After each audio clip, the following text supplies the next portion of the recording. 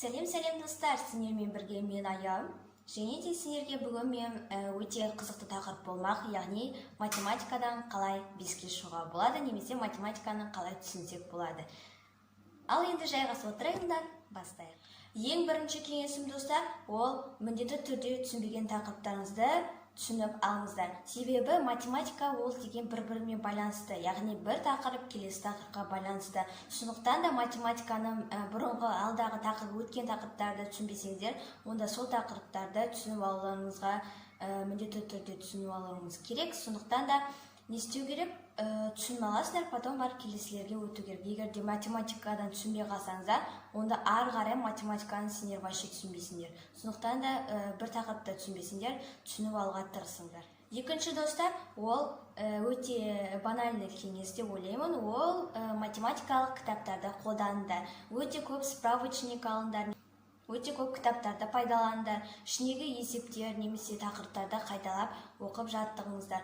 Бір кітапта бар нәрсе келесі кітапта жоқ болуы мүмкін. Немесе бір кітапта көп мысал болса, келесі кітапта аз мысал, бірақ тақырыпты күшті түсіндіру мүмкін. Сондықтан да көптеген математикалық кітаптарда пайдаланған дұрыс. Енді үшінші кеңес достар, ол үй жұмысын міндетті түрде орындаңдар. Себебі математикаға күнделікті практика қажет, ал үй жұмысы не үшін беріледі? Яғни үй жұмысы практикалық іс-қимылдар жасау үшін беріледі. Сондықтан да практика көп болған жағдайда математикаларың өте дұрыс болады, және де сондықтан да үй жұмысында жасап жүрген дұрыс. Төртіншісі достар, ол видеоуроктар қараңдар. Түсінбеген тақырыптарды қайталау үшін немесе дұрыстап үйреніп алу үшін YouTube-қа кіріп түсінбеген тақырыптарында іздесеңдер болады. Яғни видеоуроктар қарасаңдар болады. Қайсы тілде сендер көбірек түсінесіңдер, сол тілде қарасаңдар болады.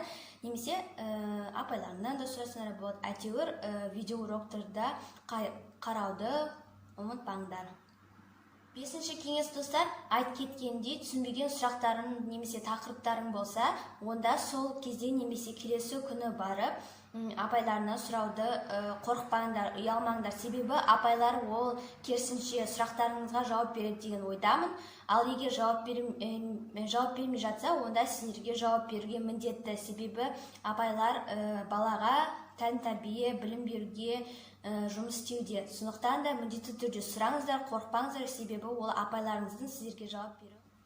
Алтыншысы достар, үй жұмысын немесе математика сабағында практикалық жұмыстар жасап жатқан кезде ешқандай басқа нәрсеге көңіл бөлмеңдер. Себебі бар көңілдерін сабақта болса, онда сабақтарын нақты болады, және де көптеген мақсаттарыңа жете аласыңдар. Ал егер жаңағы көңілден басқа жақта болса, онда сендер точно сол математикадан нашар баға қалуы мүмкін. Сондықтан да міндетті түрде достар не істеңдер?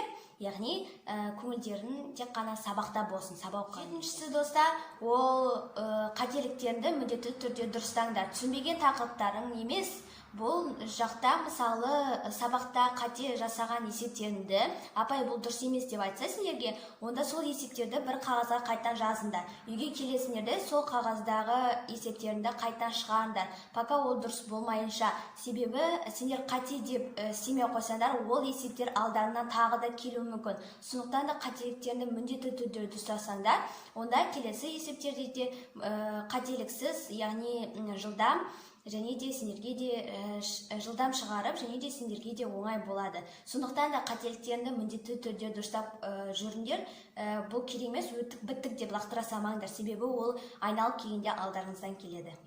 Достар, ол формуланы жазып жүріңдер. Себебі формулалар алдағы уақыттарда сендерге міндетті түрде кездеседі. Сондықтан да сендерге формуланы бір жаққа жазып жүрге кеңес беремін. Блокнот болсын, онлайн форматтағы бір документ болсын, әйтеуір бір кез келген жерде жазыңдар.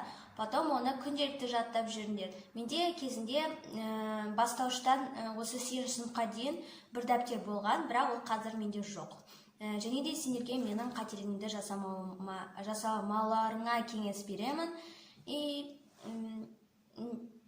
Кейін сол сендерге керек болғанда маған міндетті түрде рахметтеріңді жазып кетіңдер. 9-шы достар, ол міндетті түрде практикалық жұмыстар жасаңдар. Егер де математиканы түсінбей жатқан болсаңдар, онда практикалық жұмыспен қатар репетитор жалдасаңдар болады. Бірақ негізі күнделікті практиковаться етсеңдер, яғни күнделікті есептер шығарсаңдар, онда міндетті түрде математиканы түсінбей қалулар мүмкін емес. Сондықтан да практика жасап жүруге кеңес беремін.